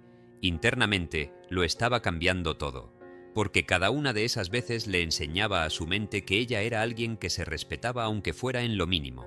Es muy distinto irte a dormir diciendo «hoy tampoco», que irte a dormir pudiendo repetir, aunque sea en voz baja, «hoy hice al menos esto». La disciplina simple tiene algo poderoso. Es lo suficientemente pequeña para ser sostenible, pero lo suficientemente constante para ser transformadora. Si hoy, por ejemplo, decidieras leer solo 5 páginas de un libro importante al día, parecería ridículo comparado con leer 1 hora. Pero en un año habrías leído varios libros completos. Si caminaras 15 minutos diarios, acabarías con muchas horas de movimiento acumuladas. Si cada día ordenarás una pequeña parte de tu entorno, en unos meses tu casa sería otra. Lo que no lo permite no es la incapacidad, es la impaciencia. ¿Cuántas decisiones importantes has pateado porque tu mente desprecia lo que no da resultados inmediatos? Hay un aspecto psicológico muy sutil aquí. Cuando te propones metas enormes, a menudo lo haces para huir de la sensación de pequeñez. Quieres demostrarte y demostrar al mundo que puedes con todo. Pero en el fondo, muchas veces, debajo de esa ambición, hay miedo. Miedo a mirar con humildad dónde estás realmente. Miedo a aceptar que necesitas empezar desde más abajo de lo que te gustaría. Lo pequeño, sostenido, nos confronta con la realidad. No eres la versión espectacular que imaginas, eres alguien que da pasos modestos en medio de días imperfectos. ¿Te permites ser esa persona o te exiges ser siempre una versión heroica que no tiene cabida en tu vida real? Desde la perspectiva metafísica, lo poco hecho diario tiene un efecto acumulativo sobre tu energía. Joseph Murphy explicaría que cada acto repetido así va grabando una impresión en tu subconsciente. No es solo la acción, es el mensaje que envía. Soy alguien que aparece, aunque sea un rato, para lo que dice que quiere. Cuando esa imagen interna se fortalece, empiezan a cambiar cosas a tu alrededor. Tomas decisiones más alineadas. Dices que no a lo que sabes que te aparta de tu compromiso contigo. Eliges mejor a qué le das tu atención. La disciplina simple se convierte en una forma de oración en acción. En cada repetición le dices a la vida, esto es importante para mí. Volviendo a la historia de esa persona, con el tiempo, sus 10 minutos diarios empezaron a expandirse sin que lo planeara. Había días en los que los 10 se volvían 20 o 30, porque al comenzar entraba en cierto flujo. Pero la clave es que no se exigía que fuera siempre así. El objetivo no era hacer mucho, era no romper la cadena. Hubo semanas malas, por supuesto, días en los que solo pudo cumplir sus 10 minutos de forma literal. Situaciones en las que la vida se complicó, vino enfermedad, cansancio, problemas. En esos momentos, su disciplina simple fue justo lo que la sostuvo. Cuando todo afuera se movía, ese pequeño gesto diario era como un ancla. Se agarraba a él no desde la autoexigencia, sino desde el cuidado. Sé que el día fue un caos, pero no quiero abandonarme del todo. ¿Te has dado cuenta de que muchas veces abandonas tus hábitos justo cuando más los necesitas? Cuando la vida se complica, dejas de hacer lo básico que te sostiene porque sientes que no te da. Tal vez ahí la disciplina simple pueda ser un refugio. En lugar de soltarlo todo, conservar aunque sea una acción chiquita que te recuerde que sigues estando para ti. Tal vez te preguntes qué podrías elegir tú como poco hecho diario. No hace falta que sea algo perfecto ni grandioso. Basta con que cumpla 2 condiciones: que sea importante de verdad a largo plazo y que sea tan pequeño que puedas sostenerlo incluso en un mal día. Puede ser escribir 3 líneas de un diario, leer unas páginas, revisar tus gastos durante 5 minutos, estirarte un momento, meditar un rato corto, ordenar un espacio concreto, aprender una cosa nueva. Lo esencial es que lo declares sagrado, que no dependa de si te sientes inspirado, sino de si te has comprometido contigo. Quiero hacerte una pregunta que quizás nunca te has planteado de esta forma.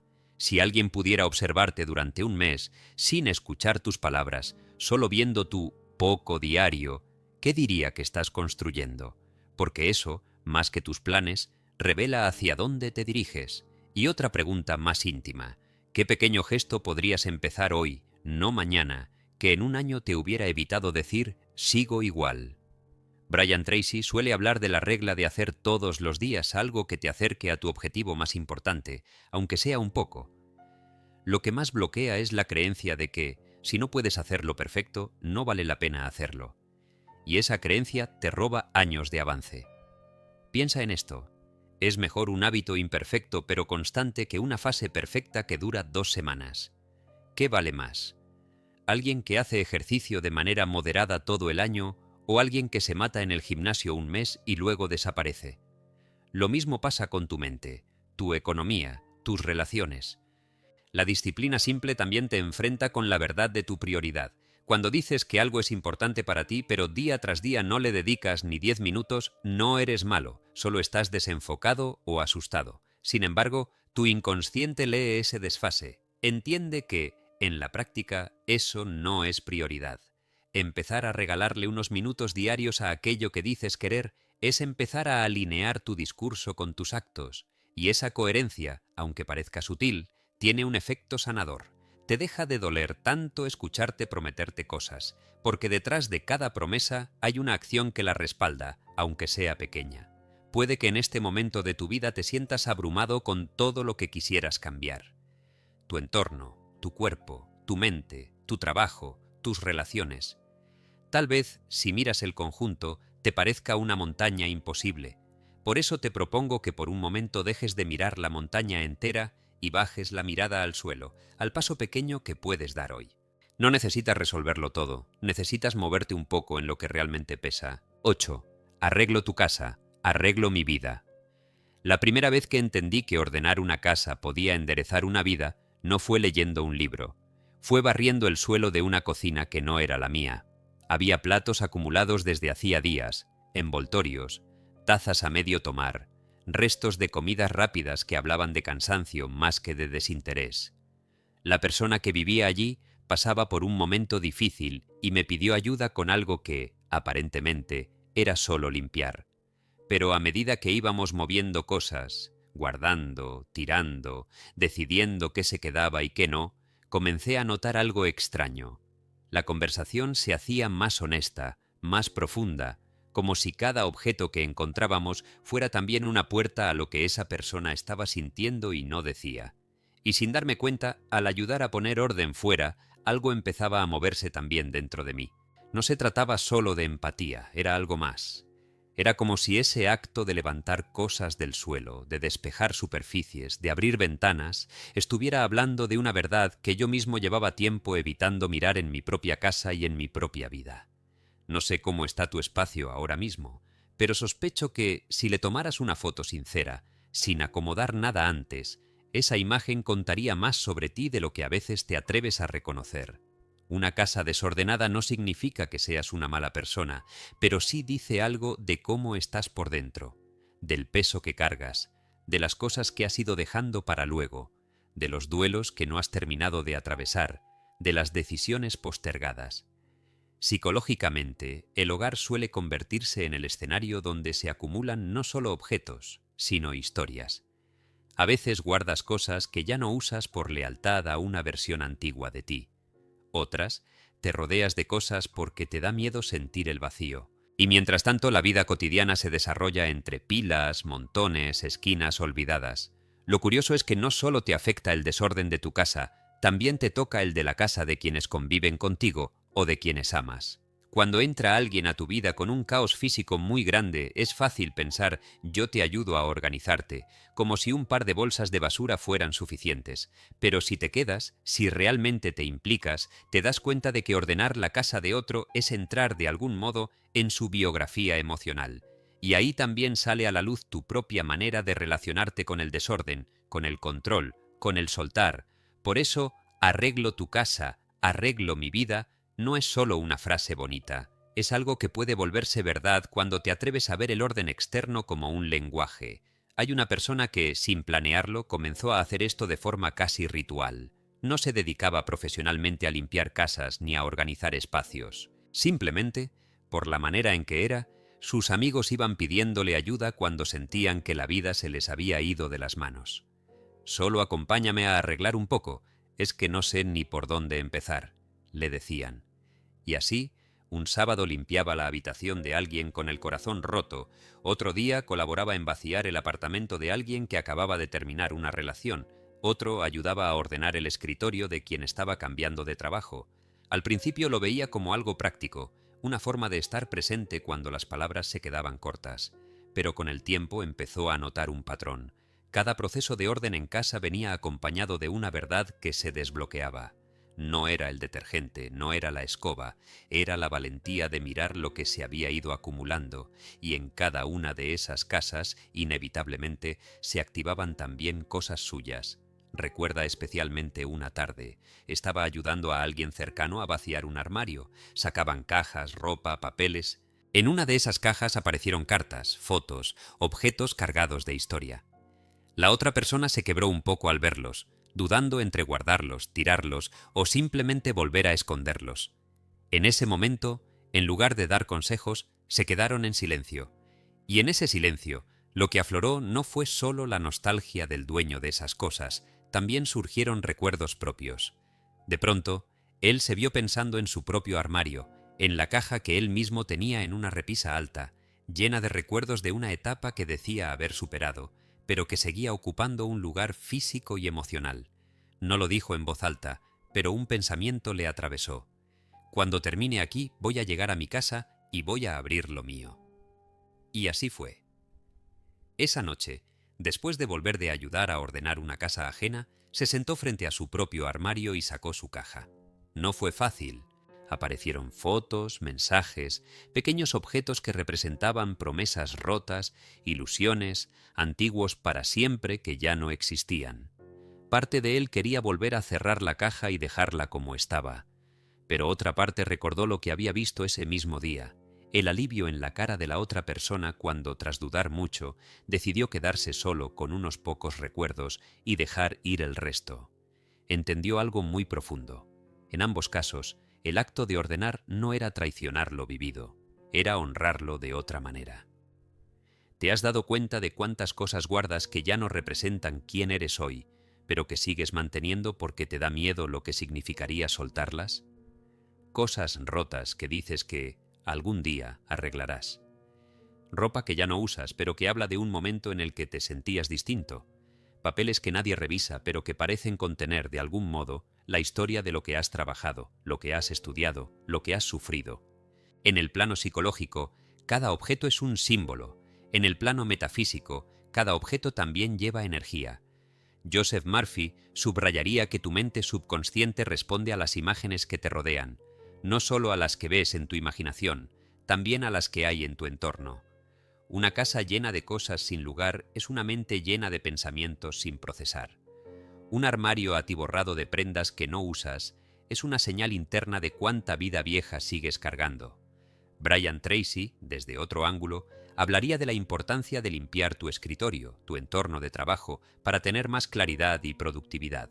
Ambos, desde lenguajes diferentes, apuntan a lo mismo. Si quieres organizar tu vida, en algún momento tendrás que poner las manos en el lugar donde vives. Volvamos a esa persona que ayudaba a otros a ordenar. Hubo una época en la que su propia casa no estaba desbordada, pero sí descuidada. Nada estaba extremadamente sucio, pero casi nada estaba realmente bien puesto. Había papeles importantes mezclados con cosas sin sentido. Había cajones que prefería no abrir porque sabía que encontraría cosas que no sabía dónde colocar. Vivía con la sensación constante de estar un paso por detrás de sus propios pendientes. Un día, en medio de una de esas limpiezas con alguien más, sintió una especie de espejo incómodo.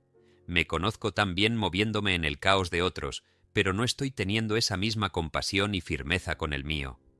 Ese día tomó una decisión diferente. No una gran resolución dramática, sino un pacto concreto. Durante un tiempo iba a tratar su casa como si fuera la de alguien a quien quería mucho y que necesitaba empezar de nuevo. Sin juicios, sin quejas del tipo «¿cómo pude llegar a esto?», sin discursos de culpa, solo con la actitud de quien entra y dice «vamos a poner esto en orden para que puedas respirar mejor». Empezó por la cocina, no por glamour, sino porque era el lugar donde cada día comenzaba. Se propuso que, al menos una vez al día, ese espacio quedara en calma. No perfecta, en calma. Mientras lavaba platos, mientras limpiaba la mesa, se repetía algo sencillo. Al arreglar este lugar, estoy haciendo un poco más habitable mi vida. Y no era una frase vacía. Se dio cuenta de que, cuando la cocina estaba en paz, él se sentía menos derrotado al llegar de un día pesado. Luego siguió por otras zonas: la mesa de trabajo, el rincón donde dormía, el armario. Pero no lo hizo todo en un fin de semana. Lo hizo como una especie de diálogo continuo consigo mismo. Algunas decisiones dolían. Tirar papeles que había guardado por años, donar ropa que llevaba tiempo sin usar, deshacerse de cosas que había comprado para la vida ideal que aún no vivía. En cada gesto sentía que también estaba soltando expectativas, versiones rígidas de quién debía ser.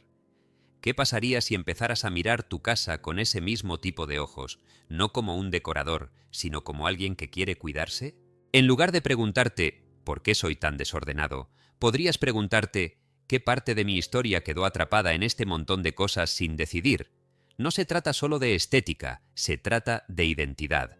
Hay quienes, por ejemplo, no pueden soltar muebles o objetos heredados aunque no les gusten ni les sirvan porque sienten que sería deshonrar a su familia, y así, sin darse cuenta, viven en casas que no se parecen a ellos, sino a las expectativas de generaciones anteriores.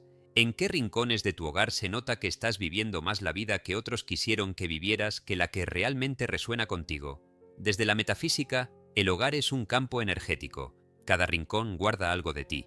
Cuando entras por la puerta, no solo entra tu cuerpo, también entra tu estado de ánimo, tu historia del día.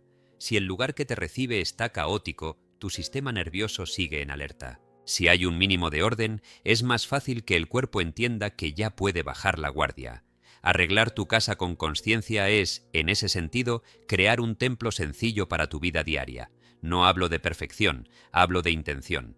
Y cuando esa intención se extiende a casas ajenas, como le pasó a esta persona, pasa algo todavía más interesante. Al ofrecer tus manos para ayudar a otros a ordenar, también te devuelves un mensaje a ti mismo.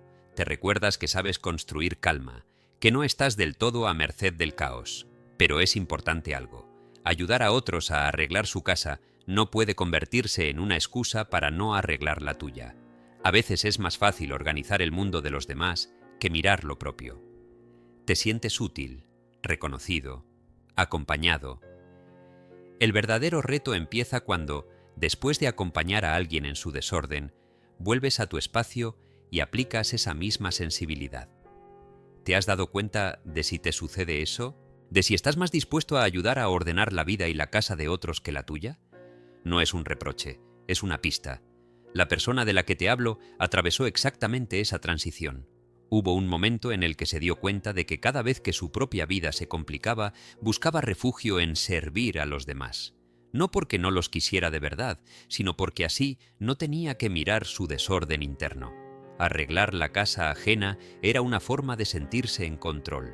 Arreglar la propia, en cambio, lo confrontaba con sus propias incoherencias. Pero se dio cuenta de algo que cambió la forma en que lo vivía.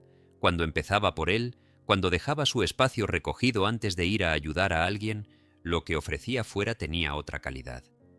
No ayudaba desde el vacío, ayudaba desde un centro un poco más sólido. Y al revés, cuando el caos en su casa aumentaba, notaba que su paciencia con los demás disminuía. Ahí entendió que no eran dos procesos separados. Cuanto más orden construía en su entorno, más capacidad tenía de estar presente, de escuchar, de acompañar. Arreglar tu casa, entonces, también puede ser una forma de cuidar tus relaciones. Cuando estás menos saturado por el ruido visual y físico, tienes más espacio mental para escuchar sin estar irritado, para responder sin estallar, para mirar al otro sin sentir que cualquier cosa de más va a derrumbarte. Y eso, llevado a la frase que titula este capítulo, se vuelve muy literal. Al arreglar tu casa, arreglas partes de tu vida que creías desconectadas. Es posible que en este momento te dé pereza solo de pensarlo. Tal vez sientes que, para llegar al punto de tener tu hogar como quisieras, necesitarías un milagro, pero no te pido eso. Si algo de lo que escuchaste hoy se quedó dando vueltas dentro de ti, no lo apagues todavía. En el canal tienes listas completas de crecimiento personal, espiritualidad y metafísica aplicada. Audios para pensar, audios para sentir y audios para volver a ti cuando todo se desordena. Solo escucha el que te llame. No es casualidad que estés aquí. Nos vemos en el siguiente.